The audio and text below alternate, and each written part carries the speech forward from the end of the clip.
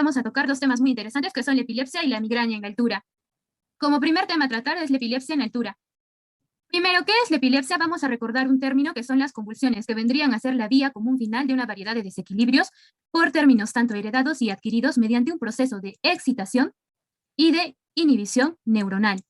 Las crisis son los disparos anormales sincronizados debido a una disminución de la población de las neuronas, en donde va a haber un mayor número de reclutamiento de las neuronas vecinas a medida que esta población sincronizada pues va creciendo. Epidemiológicamente hablando, vamos a ver que la epilepsia afecta de igual manera tanto al sexo femenino como al sexo masculino, en las edades de rango de 11 a 70 años. Se han registrado convulsiones en altitudes moderadamente altas, hablamos a niveles de 2.400 a 3.600 metros y alturas extremadamente altas en un número mayor a 5.500 metros. También se registraron que las convulsiones generalizadas son las que mayormente ocurren y tienen una incidencia acumulada del 3%. Y si hablamos de las convulsiones focales y convulsiones aisladas, su incidencia acumulada pues es de un 10%. Entre los factores desencadenantes, vemos que hay personas que practican como deporte el alpinismo. Estos pueden llegar a sufrir procesos de hipoxia y de hipoventilación. También aquellos que tienen antecedentes familiares, que pueden hacer alquilosis respiratoria, aquellos pacientes epilépticos con medicación y aquellos que pueden sufrir de deshidratación. Por ello, la importancia de estar bien hidratados y también en procesos de hipocalcemia e hiponatremia.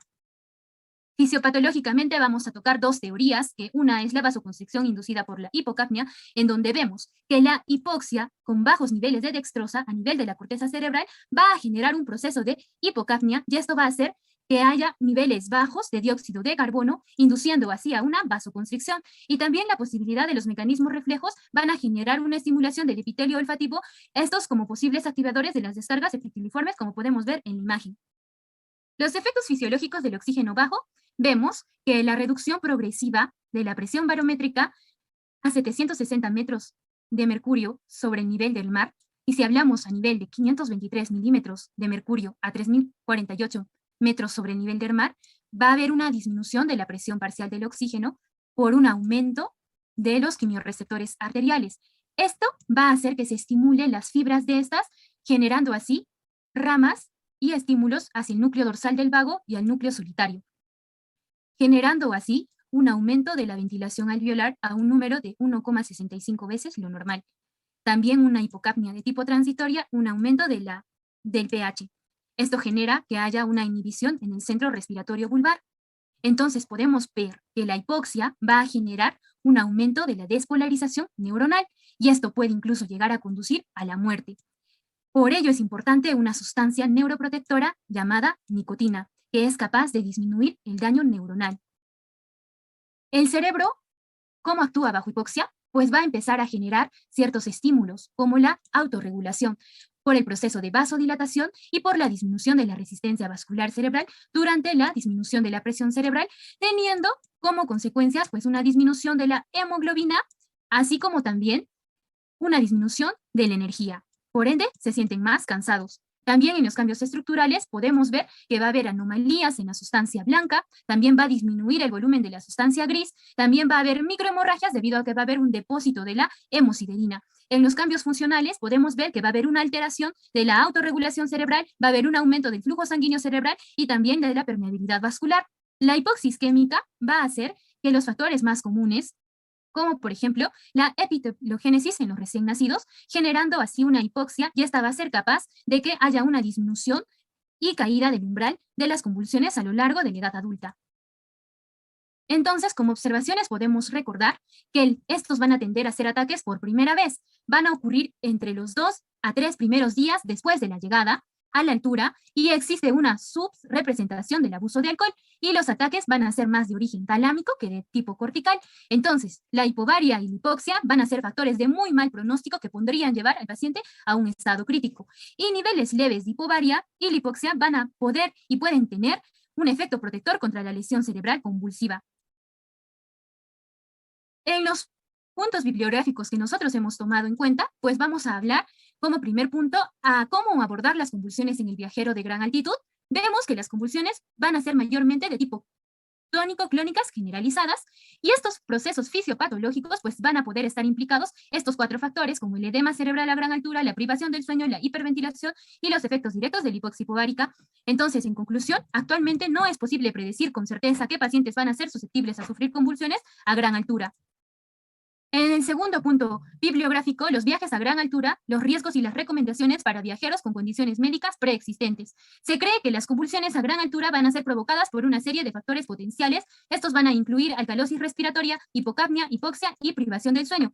Y la presión barométrica con la presión parcial de oxígeno, la relación que vemos con la altura, podemos ver que a mayor altura va a haber una disminución, una caída de la presión parcial del oxígeno. En conclusión, podemos decir que se debe de considerar el potencial adicional del daño en caso de que ocurra una convulsión en un lugar remoto o mientras se realiza montañismo técnico de alto riesgo. Otra bibliografía que hemos tomado en consideración son las recomendaciones para viajar a la altura con trastornos neurológicos, el cual el objetivo de esta revisión fue resumir el conocimiento disponible sobre las enfermedades neurológicas de gran altura, el riesgo de las personas con trastornos neurológicos acudan a estos lugares de gran altura. Entonces, vemos acá que las recomendaciones en contraindicaciones absolutas tenemos a las condiciones inestables, como por ejemplo un ACV reciente, neuropatías diabéticas, tumores cerebrales, entre otros. Y en las contraindicaciones relativas podemos ver acá la epilepsia basada en la recurrencia de crisis y estabilización de la terapia, también la enfermedad de Parkinson. Entonces, ¿qué podemos concluir de este artículo? Que la epilepsia es una contraindicación relativa, que debe tomarse caso por caso teniendo en cuenta la recurrencia de las convulsiones y la estabilización con la terapia. La nicotina reduce la mortalidad de ratas en desarrollo expuesto a hipoxia con gran altitud y suprime parcialmente la duración de las descargas epilépticas corticales.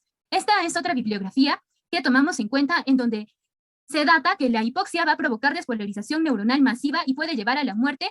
Recordamos que la nicotina es una sustancia neuroprotectora capaz de disminuir el daño neuronal, concluyendo que la hipoxia isquémica es uno de los factores más comunes que van a conducir a la epileptogénesis en los recién nacidos, y por ello esta hipoxia va a ser incluso capaz de disminuir el umbral convulsivo durante la edad adulta. Otra bibliografía que hemos tomado son los efectos del entorno de gran altitud sobre la función cerebral en un modelo de convulsiones en ratas jóvenes, en donde vemos que la hipoxia severa va a poder conducir a la hipoxia cerebral, a la isquemia y al edema. Vemos acá los parámetros del encefalograma en los grupos mesetas y planos, en donde vamos a hacer una comparación en la frecuencia de onda aguda, la duración, la amplitud, el intervalo de cresta, la duración de la supresión eléctrica posterior a las crisis, en meseta, el plano y el valor, ¿no? En conclusión, se dice que los pacientes normales o con unas condiciones leves, la hipovaria y la hipoxia pueden tener un efecto protector contra la lesión cerebral convulsiva, y en pacientes en hipovaria y la hipoxia van a ser factores que van a agravar su pronóstico.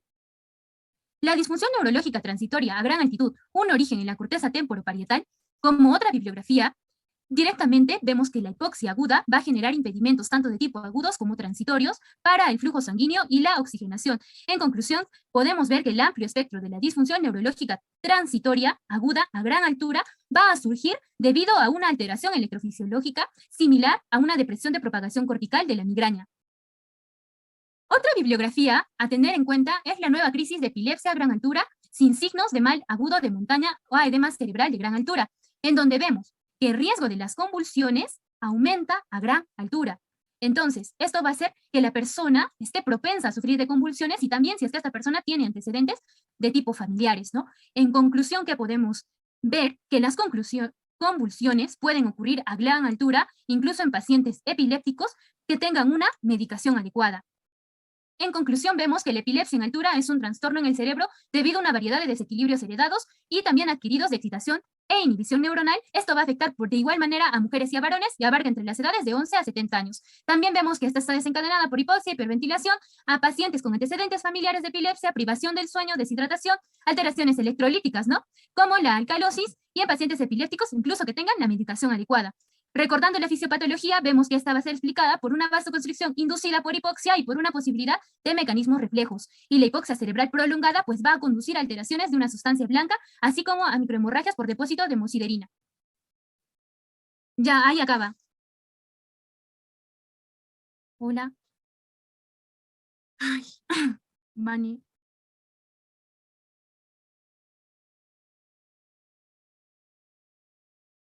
13 minutos. Es mucho.